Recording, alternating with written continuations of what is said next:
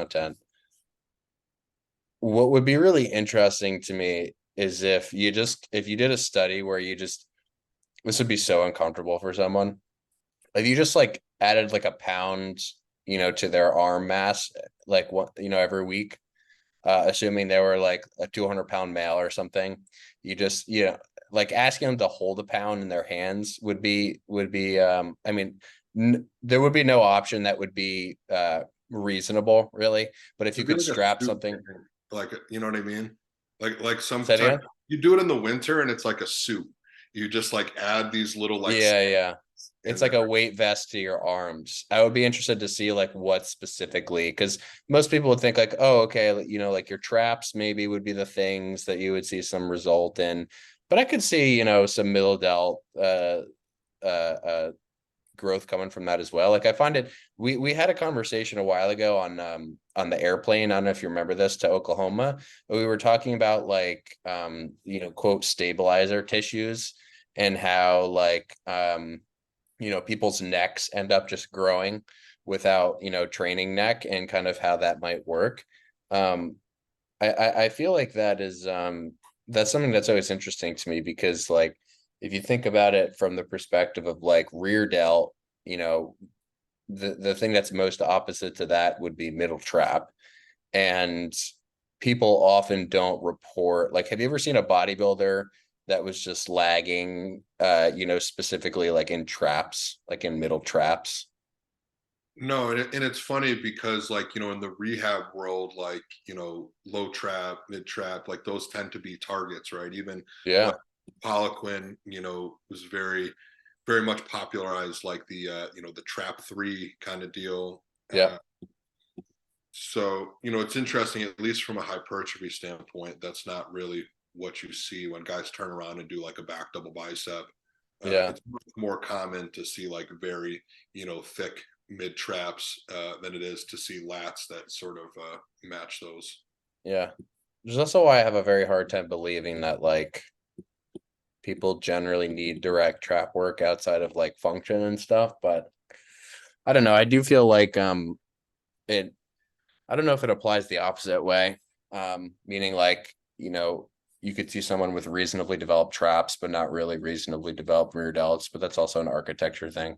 Anyway, we wanted to do a Q&A today. So I got some good questions. I sent you some broad stuff, and I kind of wanted to open it up to you I wanted to kind of make this question a little bit more specific insofar as the cardio question, and I think it can relate directly to the training and bulking and cutting. I think that stuff will all kind of eventually weave together. The question, unfiltered raw, was just how do you program your cardio? But I want to make it a little bit more specific to say, not only how do you go about programming your cardio, but what are the sorts of processes that you go through, whether it be for you're training specifically, or a client's, like, what are the processes that you go through to determine where you start with cardio? Because there are obviously a lot of things that can go into that, insofar as which modalities you choose, where you start in terms of time. So just, I think wherever your head goes with that will be a good place to start, if you kind of just want to kick things off with wherever instinctively want to go. Yeah, I think very commonly with these type questions, they're phrased as like, how do you structure your cardio? And sometimes what's meant by that is just like, what's your thought process behind how you structure cardio? Yeah, I think it's still relevant, for both of us to answer that question of like, usually we'll circle back to at the end to like, okay, here's what I do for myself. Here's what I recommend to like this type of client. Here's what Ben does. And that'll probably give like a pretty wide like width and birth of sure. like how we think about these Yeah, things. I think just like, analyzing the word first, like cardio, short for, cardiovascular. I think the first thing many people think of when it comes to cardio is fat loss, but the name does not imply that, whatsoever. And I think that's important to recognize, is those are two very distinct things. Like the idea of, improving your fitness from a cardiovascular or cardiorespiratory standpoint is a very distinct thing from fat loss. And most of, the people listening to this, just knowing your content, Ben, are interested in aesthetically how they look, and then just making that as survivable and quote unquote healthy as they can. I would say from that standpoint, like it probably actually applies more to someone in my demographic who's really pushing the upper extremes of body weight than it does to probably most of your listeners, I'm assuming, who maybe in the natural realm and just within sort of like normal physiological body weight ranges. Like I probably weigh over 100 pounds more, than I would in a, weight train and go. And that's no exaggeration. Like, I mean, my dad was, an inch or two taller than me. And, when he was athletic, he was maybe 170, 175 pounds. I'm 285, this morning. Yeah, I mean, you got about 100 pounds on me. Yeah, and it's going up, man. We're just getting started with this off season It's a here. lot of mass to take in. So there's very different considerations in that case, Yeah. Um, it comes down really to survivability, and you need to make very different decisions, in that case than you would for the average person.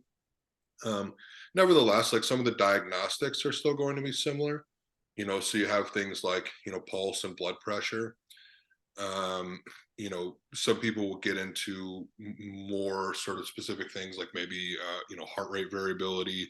For our demographic, like I haven't really seen that be particularly useful.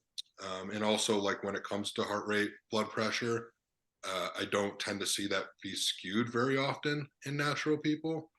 So it's kind of like the blood glucose thing where it's like a lot of lifters are running out and like putting on a CGM, like a constant glucose monitor, and checking their blood glucose after meals. And it's just like it's not a problem that we run into.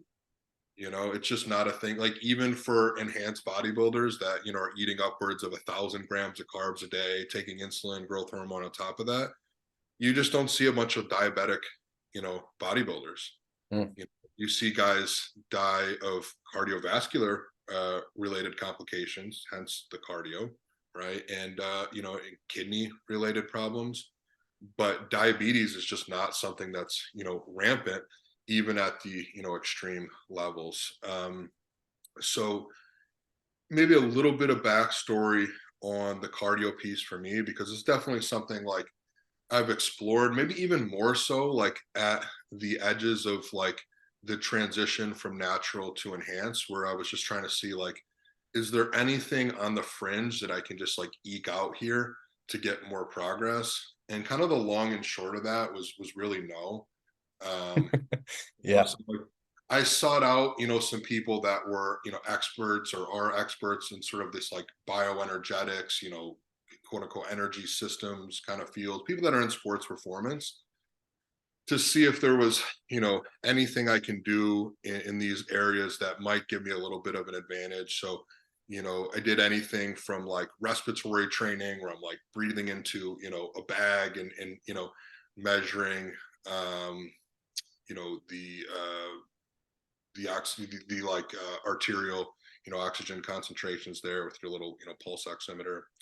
To I would do like a recumbent bike where I would elevate the front of it, where like a monitor on my thigh that again in this case would measure like muscle oxygenation at the capillaries. Pool workouts, and I could go into sort of like what the mechanisms behind some of those things are, but I could tell you like I try to always reference like the people I got this stuff from. In this case, Aaron Davis was someone who I worked with for a while. As of late, someone who's picking up that type of work is Evan Pycon. Mhm. Uh, and even now, one of my coaches, Alex Keekel, he's someone who's advocated, some more high intensity work, for bodybuilders. So I've definitely like tried the gamut of just like novel and, sort of fringe ways of looking at, enhancing sort of these potential limiters. By limiters, I just mean things like, if your cardio is so bad that it is, limiting your ability to like, accumulate training volume, recover between sessions, same thing with, your respiratory system. Um, I think at the end of the day, like you see this in other sports, like in real sports, but I don't think they really show up in bodybuilding. And that's just kind of the place that I got to, is like these are real things, they exist, they matter somewhere, but I don't think they have, a lot of weight for almost any person, with the goal of trying to grow muscle. And I just, kind of like the blood glucose thing, I just don't think you see it come up that often. Or when you do, it's just so obvious. It's like you're so fat and out of shape that like no one knows it. Yeah. Um, so for me, at this point in time, the way that I structure it is on the days that I'm not training. I would say historically it's very common for me to train 5 days a week, take 2 days, and that's where I would do my cardio or whatever type, recovery based modalities I was doing. Right now I'm training 4 days a week. So I take one day where I just don't go to the gym at all, and 2 days where it's, cardio. For cardio right now, one day I do your typical like cardio machines. I think we can get into like selecting an appropriate machine, but I've been very, very careful about, what I chose as that modality. I do 30 minutes of that. I follow that up with 30 minutes in the sauna. The sauna is 180 degrees. My heart rate when I'm doing the cardio machine, in this case, it's a like stationary stair stepper, not like revolving stairs, but just these like, up and down foot pedals. My heart rate there's upper 120s, 130-ish, your typical kind of like Carbonin method, like, you know, 65, 70% of, like max heart rate kind of range. Zone 2. Yeah, you got it. Yeah. And then, when I get in the sauna, it just stays there. Yeah. So, and I don't think they're certainly not the exact same adaptations, but I think there's some carryover. Like you're not going to get an increase in stroke volume, going into the sauna, but I think you're going to see some, similar type things, happen in there that you do doing cardio. Obviously, there's no real like muscle contraction. I think it's interesting. Like when I get off a piece of cardio equipment, my legs are crazy pumped. Like if Yeah. I bend them, they'll start to like cramp up. Like so again, sort of separate topic. We might circle back around to it, but like the bigger, stronger, more muscular you get, the more everything just becomes like an occlusion based, like basically a resistance training workout, right? Like obviously there's always resistance, but it's just like when you are producing high forces, pretty much all the time, it kind of shifts away from like pure recovery, where you're actually getting an increase in oxygenation to the tissues, where to this actually might be like a moderate stimulus. Like, yeah. So again, we can circle back to, why I chose a stair stepper, why that is an interesting topic in terms of just like, what is recovery? I mentioned like recovery modalities, right? Like people will think, oh, on my off days, I do massages, I do ice baths, that type of stuff. I will say just, kind of as a spoiler, I've gotten further and further away from the idea of a recovery modality and more towards the idea of just like, what, do I need, whether it be, physically, emotionally, during that period, to feel recovered versus try to, sort of like enhance or, prompt recovery. I don't think that's necessarily something we get more of. I think that's just something we spend sort of health. It's like you don't take something and extend your lifespan. Like, sure, if you're sick and you're dying, you might take something that mitigates whatever disease you have. But in general, I think we spend health. We don't accumulate it. Mm.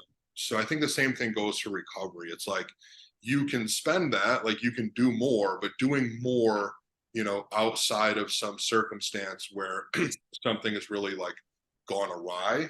I don't think doing more in most instances makes you more recovered. Um, so then on my other day off, more often than not, that'll be a hike. So I just, I like the idea of having, fixed days off from the gym and just like, planning things with friends and loved ones. For me, that's always been, kind of that biblical week of like, Sundays, a rest day. And I think that works out pretty well. Like, even as a bodybuilder who wants to sort of like, you're on this island, like doing your own thing and, nothing else matters besides, train, sleep, eat. There's still the realities of part of that recovery is just being integrated into the real world in those, relationships that you have and when other people are not working. So I think, planning your recovery days around the realities of, the rest of society is pretty relevant. So that's, like I said, my cardio Sunday most often is just like going for a hike with my wife. We'll find something that's on like a reasonable incline for most of the hike, and of course that means at some point you have to come back down, right? But I try to not choose things that are like straight up a mountain and then straight down a mountain. I try to choose things that are kind of like up for a little bit, down for a little bit, up for a little bit. But Yeah. I can feel my heart rate and my breathing are pretty similar to where I would be on the on the stair stepper. Um, so that only comes out to maybe an hour and a half or so of cardio plus maybe 30 minutes to an hour of sauna every day. And it kind of fits nicely into like the typical ACSM guidelines. They're kind of like 150 minutes a week of Yep. moderate intensity aerobic activity. And I think that's kind of what I'm looking at here is just like I'm doing this for health, not necessarily like losing that health could be a decrement to performance, but I don't look at it as something like more is better necessarily. And when it comes to people who are natural and not as heavy and maybe not as prone to those increases in heart rate, blood pressure, as they're pushing their body weight, gear and stuff up. I think in regards to those guidelines, like if you're someone who's natural and training hard 5 days a week, which is probably most people in that bucket, and you're training an hour to 2 hours all of those days, you probably don't need to do 5 days 30 minutes of cardio as per those guidelines. Like there have been some like longitudinal studies looking at these type things, like just observationally, people who did resistance training only, people who did cardio only, people who did both. There are obviously a lot of confounding variables in this whole thing, but I think just with like the evidence that we have, like at least from my perspective in totality, like it's probably a good idea to do some aerobic activity. I think if you're not super heavy and you've managed to stay athletic, again, just lean on that idea of community and sort of like other aspects that you can get.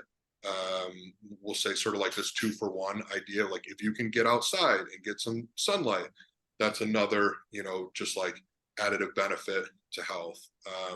If you can, do it with friends and family, if you can, be in nature, trees, grass, what nature is. Like I think that's all the stuff I try to shoot for.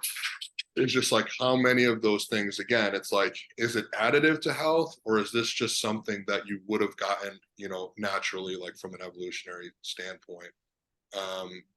As much as possible, like if you're already someone who's like doing a sport recreationally, if you go for bike rides, hikes on the weekend, whatever it is, like I would just try to make that the focal point, is like get out for regular walks during the day. I think that has a benefit, to your mental health, and that has a benefit, to your orthopedic health.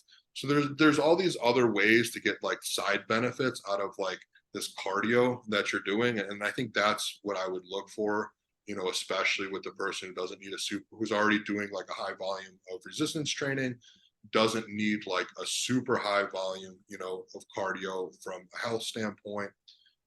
I would just lean on this idea of like, where can I incorporate this into my life where I can get, other benefits from it as well. And just, at least a couple times a week, like, try to get outside, do something, athletic, like sweat a little bit. I think the sauna, as I mentioned before, is another nice means where very low orthopedic stress, and you can get some of the benefits of cardio, also sweat a ton, which I think probably has some unique benefits in and of itself. And that's a really nice way to just minimize the physical cost while getting some of the mental and like physiological benefits. Yeah, and I think what a lot of all the things that you just said, you kind of said without saying that all of this stuff needs to kind of be practical and pragmatic insofar as how it fits into your schedule so that it can be sustainable and it can be something that's not like this massive pain in the ass. The Sunday hike being a good example of kind of how you blend those things together. For me personally, I am far less, as with many things in relationship to you, I'm far less structured with cardio type stuff. So I usually do cardio type stuff on a whim if I do it in a week. It could be 20 or 30 minutes of an incline walk where I'm watching a video that's a half hour long. It could be, the sauna that I have here in my apartment. Basically just any of the modalities that you listed. The low impact stuff is what I tend to go to. My first introduction to consistent cardio for a long time was actually in high school when I went on this big like weight loss binge before I went to college. And every morning I would do 30 minutes of elliptical because that's what my dad used to do. He still does it actually. He does elliptical like 6 days a week. His knees, hips, feet are all good still somehow. So he's been sort of rolling with that, and he's, in his 60s now. He has no problems doing it. And so I kind of took a lesson from his book early on insofar as the joint impact stuff. Because for me, it's like, running is I think great for people that really get into running and like running a lot. I just do find that, people end up with issues if they try to pursue running and lifting simultaneously and sort of, pushing both gas pedals at the same time, so to speak. At least personally, that's what I used to experience when I played sport and I was forced to lift and run constantly. And so I think cardio as a weight loss tool, just something that sort of came to mind is like, you didn't really mention much about, it as a tool for weight loss. And I generally find that people get pulled in the wrong direction with that. So one of the things that I wanted to touch on just briefly about just in mentioning the cardio topic is like, how you would maybe go about that differently if someone's goals were, 180 degrees the opposite way. So rather than, in your circumstance, putting on muscle, continuing to grow, your 280s looking to be 290s soon, how does that approach change? If it does, if, you're looking at someone, let's say like me, like let's use me as an example, like in the last 8-9 months I've lost about 45 pounds, and I've done most of that. Well, I've done all of that really just through diet manipulation and step count. So I think that the cardio as a weight loss concept, or cardio as a weight loss tool concept, I think hampers people's progress in a way that is it's more just like one of those things that people feel tied to, I guess you could say. And for me personally, and thinking about it more now, it almost makes more sense to me for people to pay more attention to doing cardio when they're gaining weight, as opposed to when they're losing weight. That's just been my experience, is like the more weight that I gained, the more shitty that I felt. And then it was like the more weight that I lost, it felt like I was just magically in like 200% better shape. So just talk a little bit about maybe how you would go about programming again, if those differences would be apparent between, you know, the person who is going up and the person who's going down in weight. And I look at cardio in a weight loss phase mostly like as a buffer.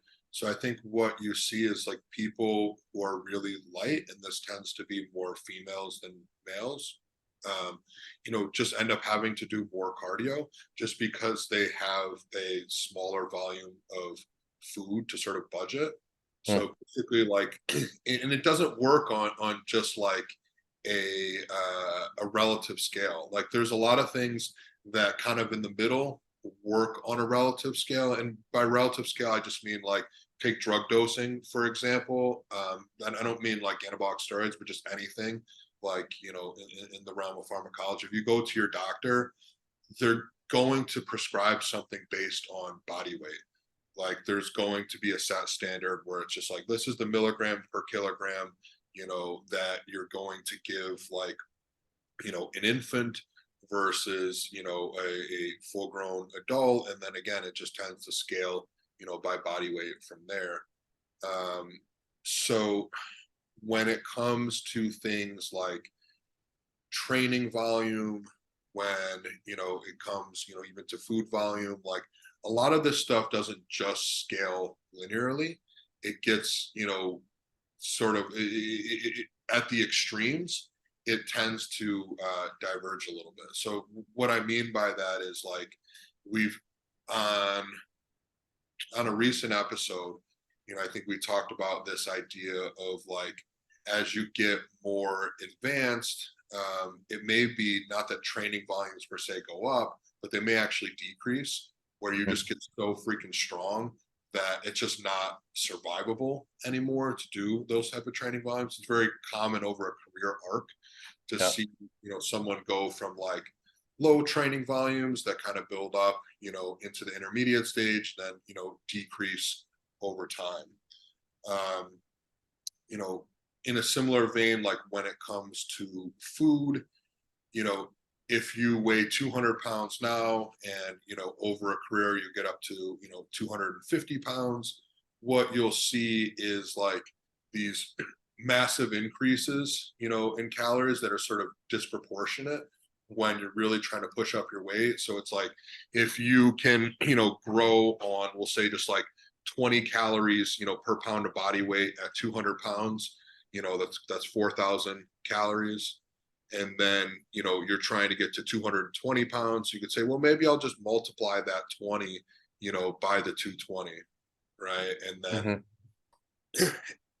but that math doesn't work out. It's a very like non-linear increase. Yeah. So to make that push, you might need to push it, to 25 calories, per pound of body weight.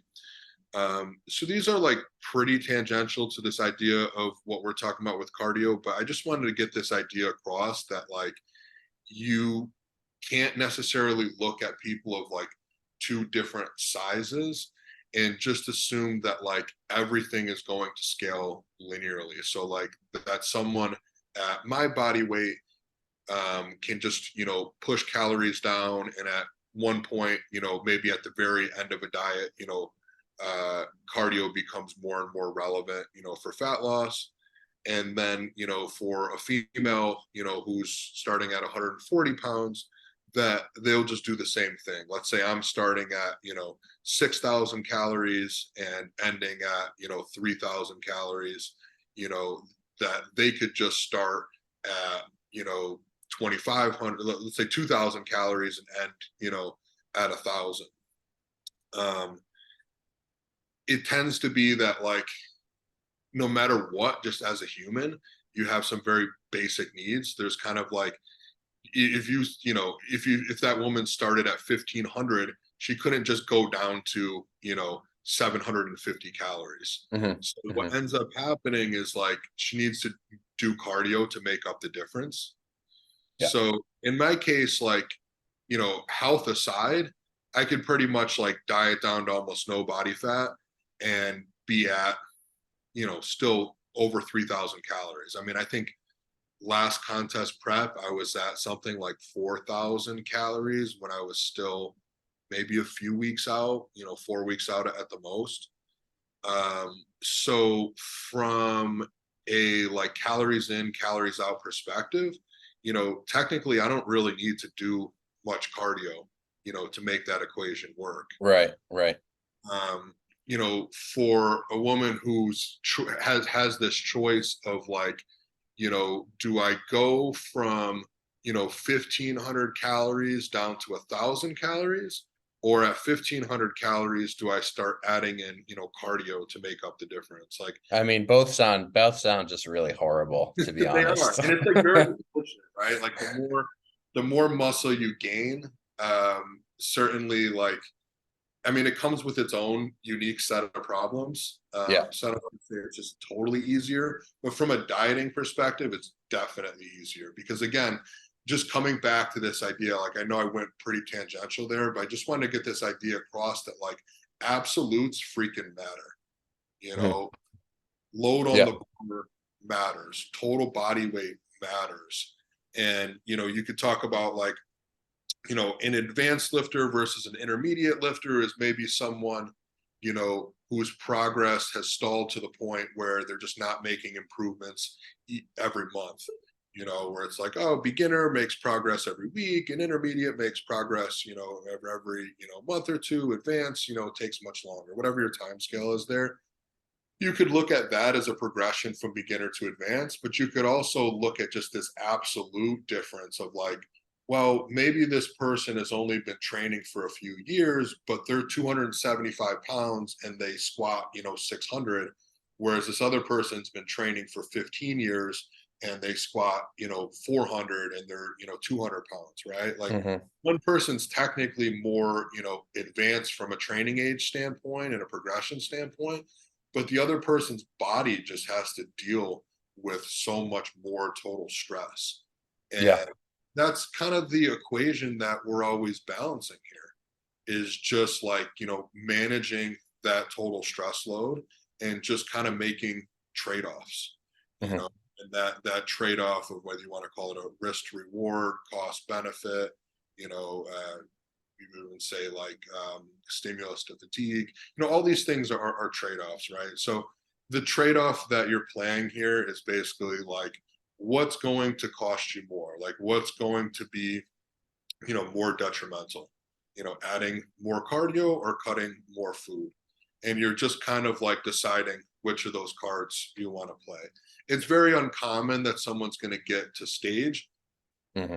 playing zero cardio, like playing that card. Like, it just tends to be that the equation works out where you do some cardio. Unless But you're just one of those guys who like, is the last guy in line and like clearly just didn't cut at all, for the show, and people are like, what is this guy doing here? Except for that guy, yeah. except for that guy. Yeah.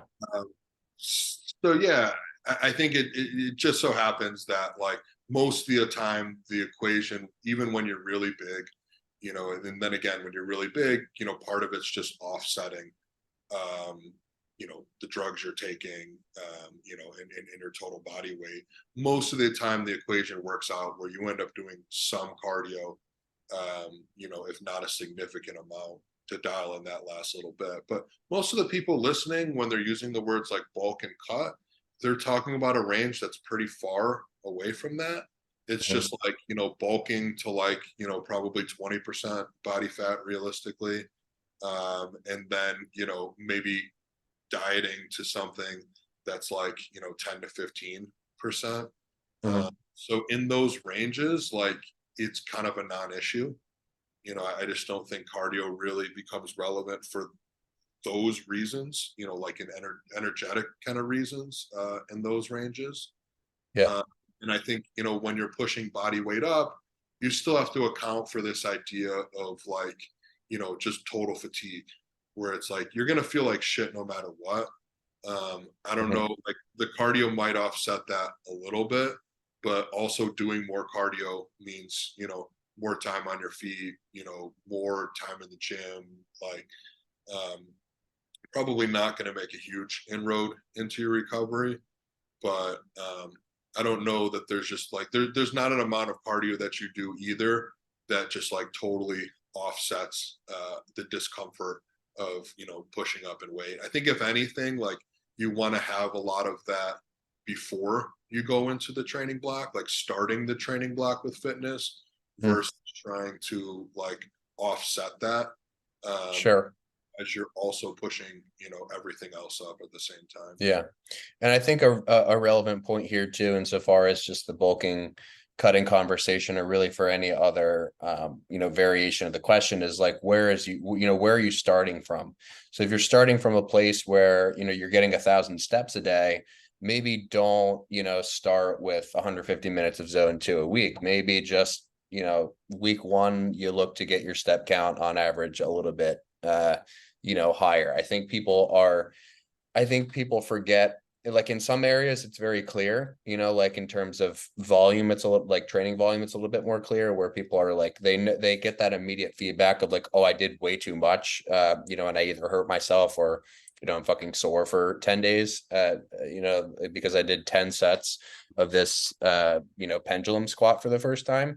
But in, like when it comes to cardio training, it's like people, I think, are under the impression that they need to they need to jump from 0 to the recommendation in order to get the stimulus, where in every other area they don't apply that logic, right? They just apply the logic of like, okay, I'm just going to do just a little bit more than I had previously, because that's really the amount that I need to do, and I don't need to do. And with cardio, it's not like you have the immediate feedback of like, oh, this week I did this amount and I got this result, much in the same way that you can't, you're not going to be able to measure hypertrophy from, day 1 to day 7. So it is a little bit like you kind of have to just like test and retest, and have a good span of time between when you're testing and when you're retesting. Um, um, and so many of these things are so difficult to measure that I think people just assume that they have to be at what the recommendation is. So I think that's an important point to just throw in there in tandem with all the good stuff that you said. I wanted to touch on just this topic of long versus short muscle length training, unless you had anything else that you wanted to add to the end of that conversation. I wanted to touch on this one. Is that good? Good with Yeah. you? Okay. Okay. Um, so I mean, the question was very general. It was basically just like, um, it was like, should you do short position training? Because you and I have talked about this topic ad nauseum, just in private, but it's a really, really big topic of conversation still on the social media spheres, and especially in just normal podcast conversations now, where people will just sort of throw in like, oh, we know, the eccentric portion is hypertrophic, or we know that like getting in that deep stretch is really growth promoting. Like they'll say things like that. And so obviously that's, it's kind of like a semantic sort of tactic to, I think, appear a certain way in people's communication. Like if you can say that this portion of a range specifically has been supported by research to show this result, then making a claim about this one isolated thing that lasts a fraction of a second, making some sort of claim about that, uh, um, more broadly in terms of people's results. Like it just sounds like something that's very mystical and magical. And then on the other hand, you actually have people who are now saying that like, this stretch mediated hypertrophy stuff is actually not as supported as some people are saying. So you have people like on very extreme sides of this topic, much like in any other topic. When it's initially sort of like thrown out into the space, you get a lot of people saying a lot of things. So I like to look at this topic personally from just a little bit more of like a I don't know, I guess like just a little bit more of a practical through a practical lens. Like, I don't want to make any empirical claims about like, if you train this way, then you'll get this result. And if you train this other way, you're going to get this other result. And this is better than that. I more so just look at it as like, what is the appropriate sort of a thing to choose at what time? So just for starters, when we say like short versus long muscle length training, what we're talking about is the actual length of a muscle. So if you took a biceps and you cut the biceps out of the body, that's really what we're talking about. We're talking about if you took that biceps, both of the biceps, and you stretch it as much as you could, that would be a long muscle length versus, if you could contract it as much as you could. That's what we're talking about. I think when you take the biceps and you put it in the body and you apply it to exercise and you're looking at people doing exercises, it gets very confusing. The whole lengthen shorten terminology. Like you would think that the general topic would make it more clear, like, oh, we're training a muscle and it's short in position. What does that mean? Well, if I fully bend my elbow, but my arm is behind my body, that's not a fully shortened physiological length of your biceps, right? You have to kind of get your arm somewhere in front of you or somewhere over your head for it to be fully shortened. So there's a difference, just for starters, between fully contracting a muscle on an exercise and it being at its shortest length. And that really only applies to these two joint muscles. So when we talk about like lengthen versus shorten training, we're really talking about what we would call biarticular muscles, muscles that cross more than one joint.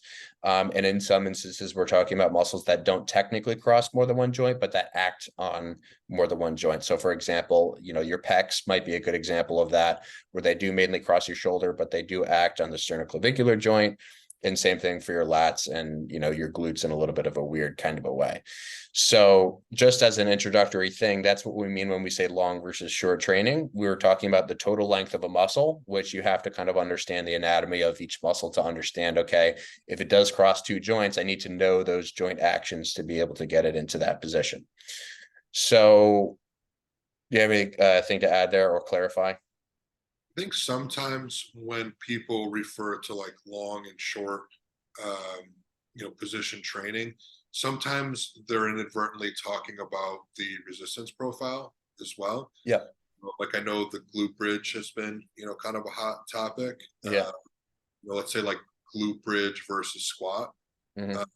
And sometimes there's some overlap there as far as like where, is the, highest amount of torque, like where is the, resistance the highest. Yeah.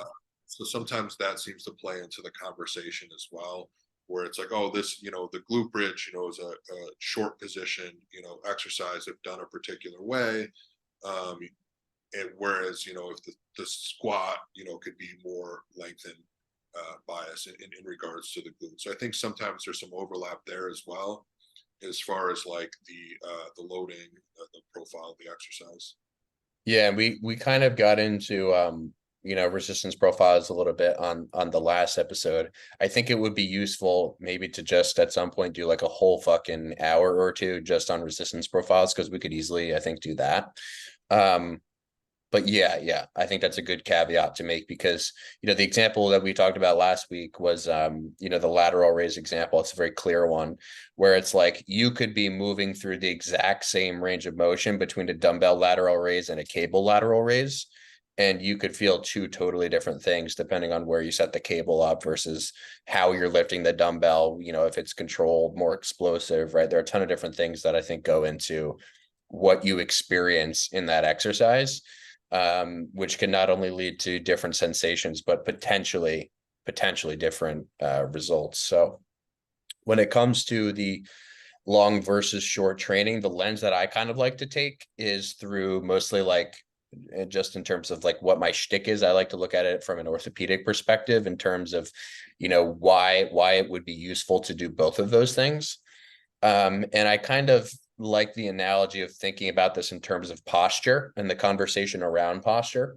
So people talk about, posture, and they say, this is good posture, this is bad posture. And everyone kind of comes up with like a mental image of what those things are when they hear those terms. So bad posture is like you're over your keyboard or you're over your phone and you're slumped over. And good posture is, like you're doing a max effort bench press and you're like pulling your chest to the, to the ceiling, and, you're sticking your ass out for Instagram. How those things became what they've become, I don't exactly know. But I think it makes sense to say that it's much more convenient to spend a lot more time sitting and over your phone and over your laptop than it is to spend time in the opposite posture. So I actually think that the ideas of good and bad posture came about purely through that, in that we just spend a lot more fucking time slumped over, flexed over on our phones than we do, lifting weights and training extension and training hip extension, spine extension, humeral extension, all those things. So we just like this postural correction thing to me has, clearly, like, I think some of these things get over exaggerated in terms of like, who knows why they become popular. But I do think that there is some element of truth in the fact that, okay, I'm going from this like slumped position all day to like a position that's slightly less slumped.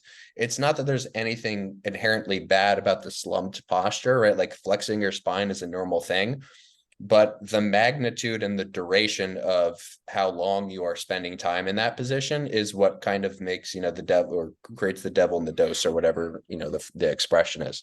So it's not really the position itself, it's how long are you spending time in that position, and or how high are the magnitudes of force that you're encountering in that position, right? So, we know that like you can load spinal flexion with, a crunch, and slow, controlled, like highly unlikely that people are just going to snap their backs doing a slow and controlled crunch, right? But you take that same position and you look at it in the context of like a deadlift, where maybe you start the deadlift off and it's a max effort deadlift and you're in like a solid neutral posture, and then all of a sudden halfway through the motion you start to flex over, you create this very isolated fulcrum at this very specific facet joint, and then all of a sudden it's like you get this back injury and you assume that the flexion itself was the issue, as opposed to all the other things that were surrounding all the contextual bits, insofar as like how much force and how rapidly that force shifted to that area, right? So I think the conversation around posture is a good analogy, or a good sort of tangential framework to look at, specifically because it's like, okay, good and bad posture to me as concepts make sense to look at it very broadly. But when we actually start to break it down at a more technical level, it's not the positions in and of themselves that are good or bad, but rather how much time we spend in them and how high the magnitudes of force are when we are in those positions. So to me, the long versus short muscle length training is much the same, where it's not that short muscle length training is better in absolute, and it's not that long muscle length training is better in absolute, even if the goal is hypertrophy. It's that if I can get into these different positions while training, and I can get into a shortened position of, my rec fem on a leg extension and its lengthened position on something like a split squat, well, I can train the same sorts of qualities that I'm looking to train in both instances. But the force scenarios and the magnitudes and the durations that I'm spending in those different positions, because I'm differentiating the stresses between multiple things as opposed to just one, that leads me to believe that not only would I be more efficient from just a contraction ability standpoint, training a muscle through its fullest length in every different position, but also just a stress distribution standpoint. That to me is the main thing. So back to the good or bad, posture thing, it's like, find the comfiest chair in your house, find the comfiest position to sit in that chair, and try to sit there for like 15 minutes without moving an inch, right? It's like it's very rapidly becomes the most uncomfortable thing imaginable. And so, and I think we don't often realize, like, when we're sitting for long periods of time, how often we are actually shifting to make adjustments. And it's just, to me, this concept of like, putting force in, applying force to your body in a very specific way for any longer length of time is a very, very stressful, uncomfortable process. to encounter. And that applies to me not only in the context of just like sitting for 8 hours a day instead of getting up and walking, intermittently, but it also applies on a more chronic scale when it comes to resistance training, where on these certain days or during these phases, we can train these different positions that have similar outcomes or similar qualities, while being differentiated enough to kind of continue to allow us to progress in the avenues that we want to, at the same time. So rather than breaking it down from like a purely physiological, like, oh, these are the types of contractions, or these are the types of more specific tissues that you're training in the short position, I just look at it more like, okay, we're training the same thing. We're training biceps, but we're training it slightly differently. And that to me is enough from a practical application standpoint for really, like, in terms of the argument for using a short position exercise versus a long position exercise, or vice versa. Like if you're someone who only, forever has done short position back training, because all you have access to is dumbbells and all you're doing are rows and reverse flies and those kinds of things, and then all of a sudden you get into a position with a cable, or you get into a machine with a profile that's super lengthened bias. So it's like that's a stimulus that you've never had before, and that's likely something that is similar enough to where the response that you're getting out of that is what you want, but different enough to where you're not going to sort of continue to dig that same hole. So those are my thoughts overall. I think the posture analogy kind of can make sense in that context. I'm not sure if you had anything to add or clarify about any of those points. Yeah, last week when we were talking to Hector about this idea of like strength profile versus resistance profile, I gave some examples of exercises where maybe the resistance profile didn't necessarily match the strength profile so well. So by that, what I mean is that the part where you're the strongest is the part where the exercise, is the easiest. Where ideally, the part where you're the strongest, you would want the exercise to be the hardest. So, good example, like you said, Ben, be like a back exercise, like a row, where it would be much easier to do partials with your arm, close to being straight, your elbow, fully extended, than it would be to do partials with your arm more bent. So in that example, if I just said, all right, well, where can you do the most work? Can you do it at the bottom of the rep, or can you do it at the top of the rep? And that's basically what I'm asking them. And you would say, well, I would get a lot more reps, towards the bottom. And I would say, for one, that tells you right there might be something to this idea of like, well, if we can do more work, in a given position, that might just be more stimulus. And there's a lot of factors that go into, matching again, where you're strong versus where the exercise, is difficult.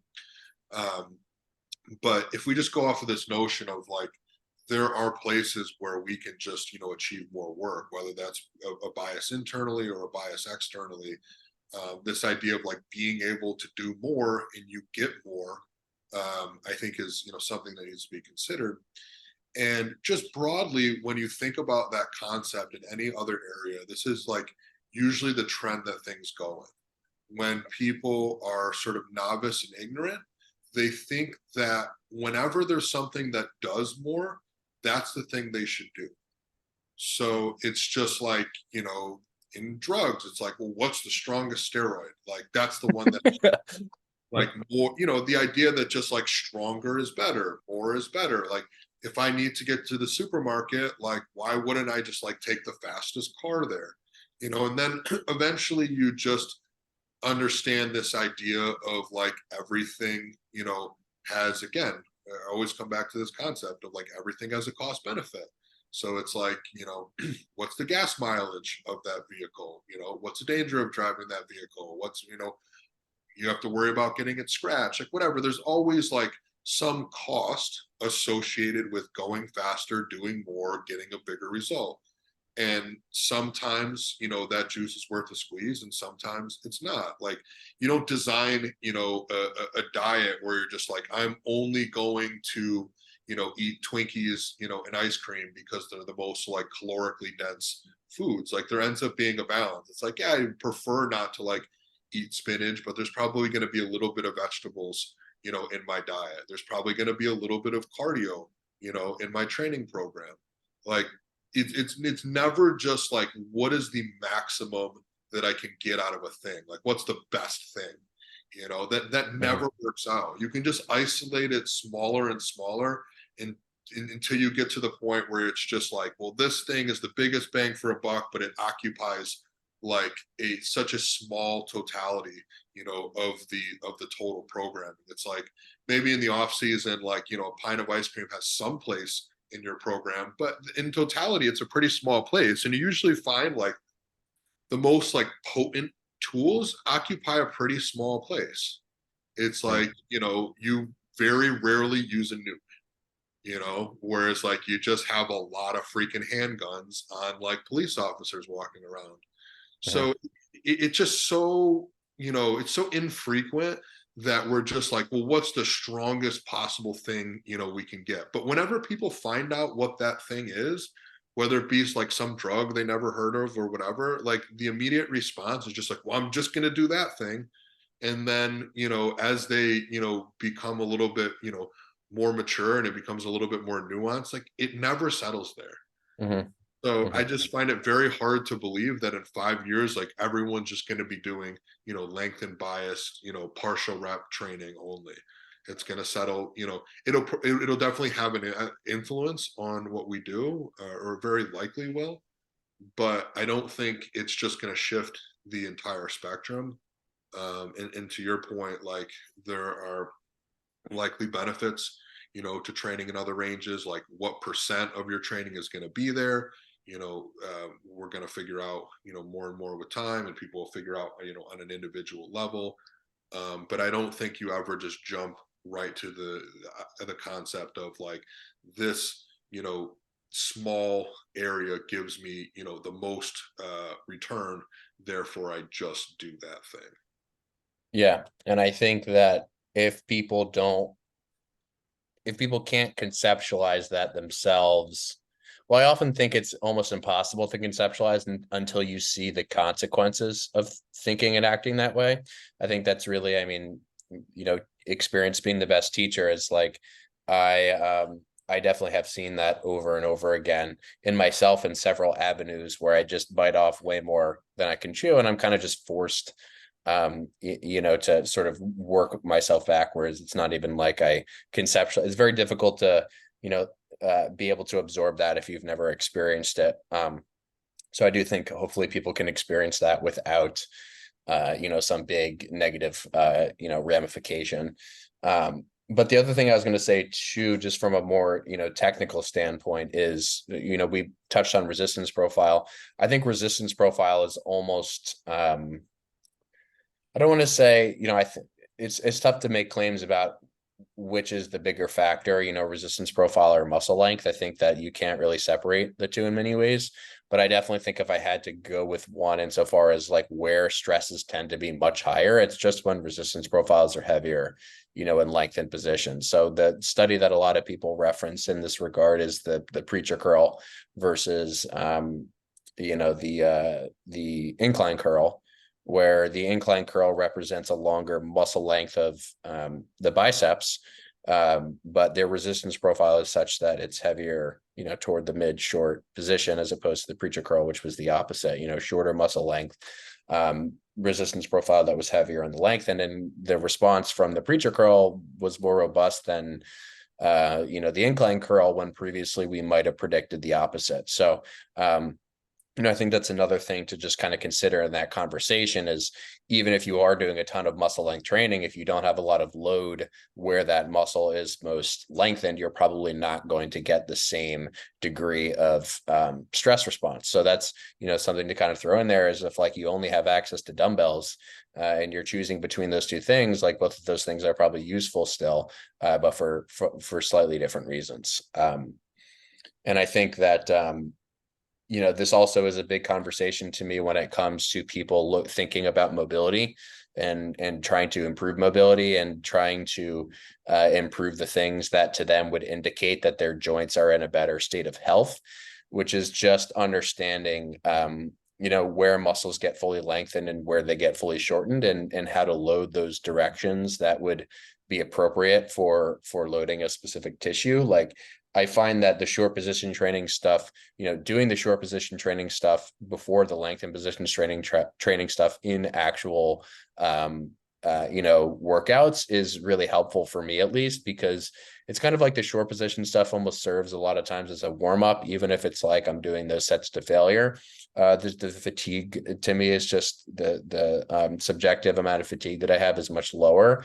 And obviously you tend to get more pumps with shorter position stuff as well. So I do find that, from a quote mobility perspective, like the short position stuff and getting into end range positions, especially before moving into more lengthened bias stuff, partial stuff, is something that I found, in the last 6 months, especially, has been just subjectively helpful for me, or it has felt good for me. And I think another thing to note in that regard is that those ranges over time will become less and less drastically different.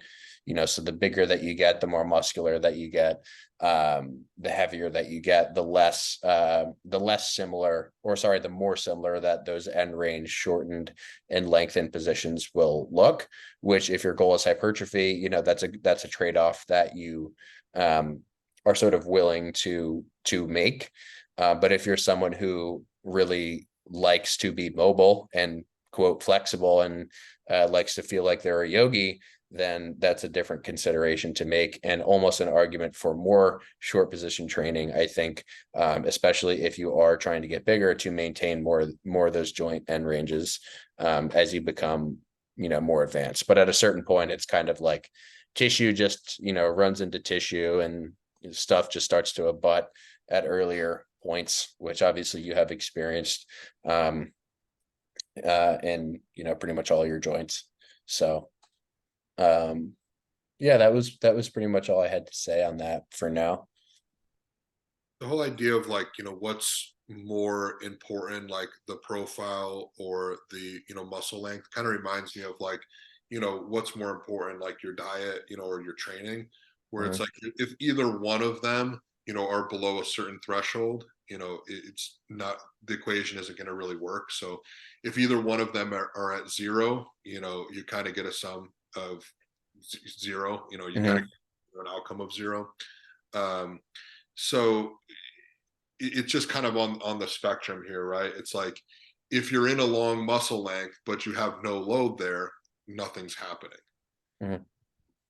If you just train in a very short muscle length, but you put a ton of load, at whatever that end range is, it's just not that lengthened. It could be 100% of 10% of your range, is still very short. Mhm. It's like if you're just doing a like a sort of overhead position cable curl, or even like a preacher type of curl, but you're just doing partials at the top, and you set it up to be really heavy in the most lengthened position, it's still a very short position that you're loading. So it's obviously some combination of the two, where it's yeah, as you can get more lengthened and you can match the profile more and more with that lengthened position, theoretically, that would be the best combination of the two. Whenever you take it to like the extremes and you're like, all right, we're going to just put no load in this position, well, yeah, then nothing really happens. Or we're Mhm. going to just bring you all the way short, and we're going to put a ton of load long. Well, it's not really that long. Mhm. So definitely, like at the extremes, you can see where it kind of goes awry.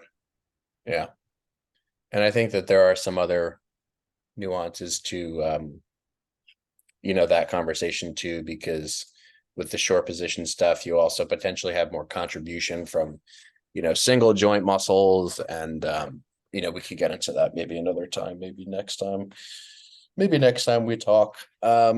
Anything else, that you wanted to add to either of those points to finish? No, I feel pretty good with that. All Um, right.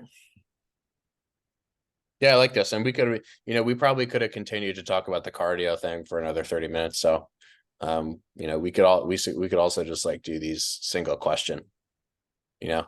Yeah, I know there was something on there about like training volume um on like a, I think they call it bulk versus cut, Yeah. be like hypercaloric, hypocaloric.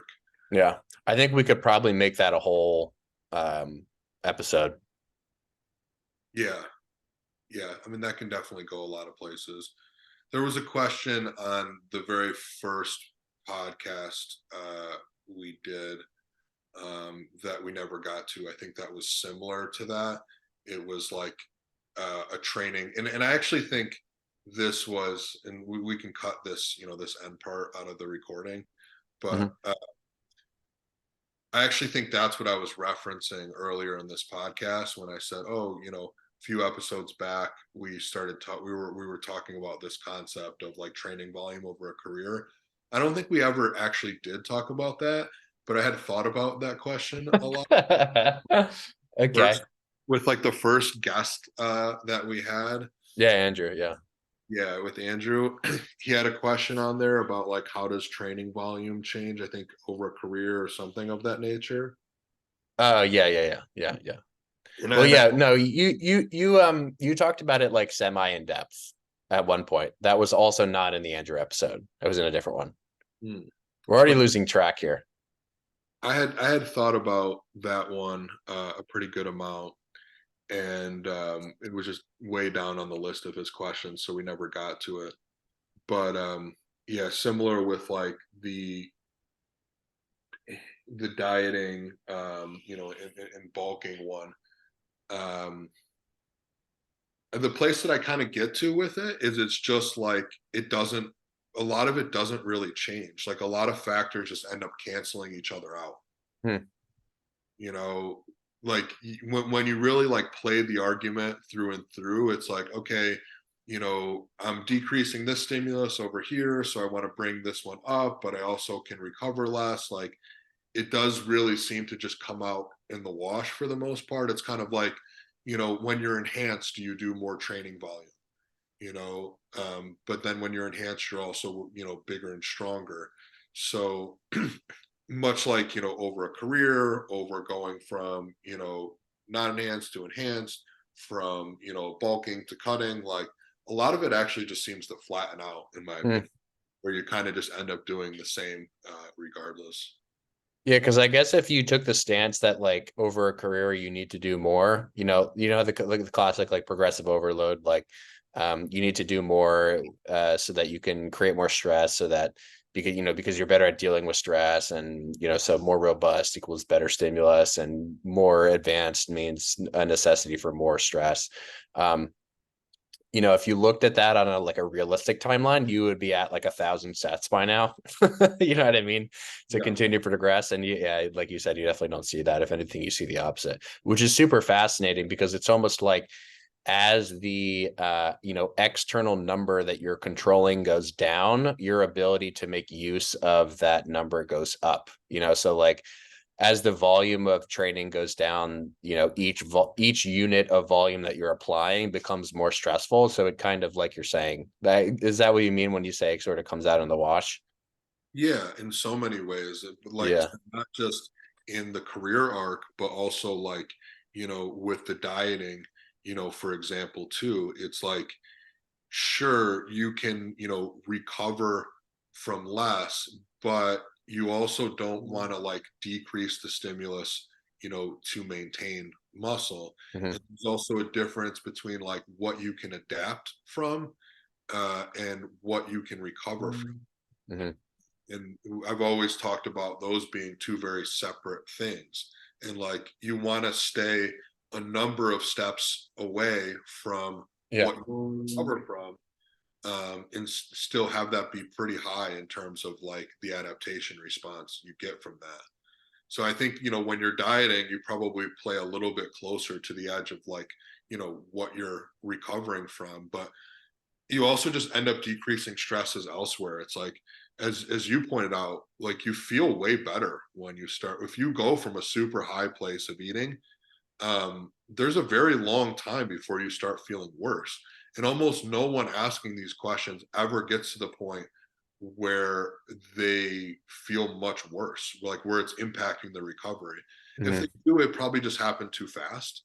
You know, Hmm. like if you cut out, 1,000 plus calories, like, yeah, you might see like a decrement in performance, but if you do it gradually, you really don't until you get to the extremes. And it's like, I mean, even naturally, most guys don't really see their performance decrease, if ever, getting down to almost no body fat on contest prep. So, in like the last, maybe few weeks of prep or so, shit starts to hit the fan. But that's when you start pulling back anyway. Hmm. Hmm. So it doesn't, you don't really, and guys don't, in practice do less training when they're dieting. You don't ever see that. If anything, they tend to push it a little bit more just because their lifestyle is just so geared towards that goal that they're typically, training harder and or more. Um, so that's another place where I just think, these things tend to kind of come out in the wash and be pretty flat. Yeah, and not that I'm necessarily the perfect example to use, but like throughout this weight loss process, a lot of people have asked me like how much weaker I've gotten, and on literally every exercise that I've done, you know, since starting to lose the weight, I've only gotten stronger, and my volume, especially recently, has been like super low. But I don't perceive that I am a lot less muscular. If anything, I'm happier with the way that I look. But all of the numbers on all of the same machines, on all of the using all the same settings are higher. So it's interesting how that happens, and that and that's kind of maybe where using strength or output as a proxy for progress or regression is probably not the best thing to look at insofar as those the metrics that you have available to look at. Because for me, if you would look at like especially leg extension was something that changed a good bit, because somewhere along the line, like we added the seatbelt in, so that was one thing that changed.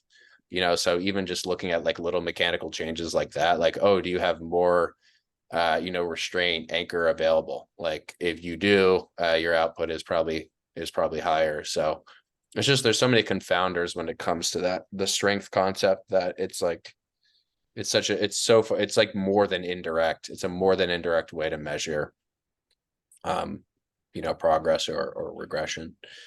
So I definitely have not felt or looked at all weaker at 45 pounds lighter, which is interesting. You're 180 now. One 188. So I started like 230, like 229. So 40-ish. Yeah. And that was, I think I was like peak fat at like 9 months ago, 10 months ago, maybe. Forget exactly when that was. But yeah, I haven't really tracked much. And here we are. You can imagine like going from here to like, contest shape, this idea that like No. of how like you know, No. of how lean people think they are, you Yeah. know, when people do their first contest and they're maybe 220 pounds, which is like kind of that common range, right? If you're like around 6 foot or whatever, and you're natural, it's like, most people kind of find uh the upper end somewhere around there, 220, 230, Mhm. in that range. And then it's like, oh, I'm going to be 200 pounds on stage. It's like, no, it's 60, bro. Yeah, it's really shocking. It is, I yeah. would, I mean, even I was surprised. I was like, when I was weighed 200, I was like, man, I thought I would be way leaner, like, comparatively speaking. I didn't really start to feel like I was visibly more lean until like one night, like lower, like 190, 195. And now I feel like I'm at a decent place. So yeah, I definitely think we can make this a whole other episode. I'm going to include all this in the recording anyway, because I think it's a cute little snippet at the end. It's more wholesome. If people listen to an hour and a half of us talking, like this is a part that I feel like that individual would want to hear. You know what I mean? I don't think I said anything like insulting or No, I don't think so. all right, just double check. Okay, maybe I will, maybe I won't. We'll see. Alrighty. All right, man. Talk to you soon.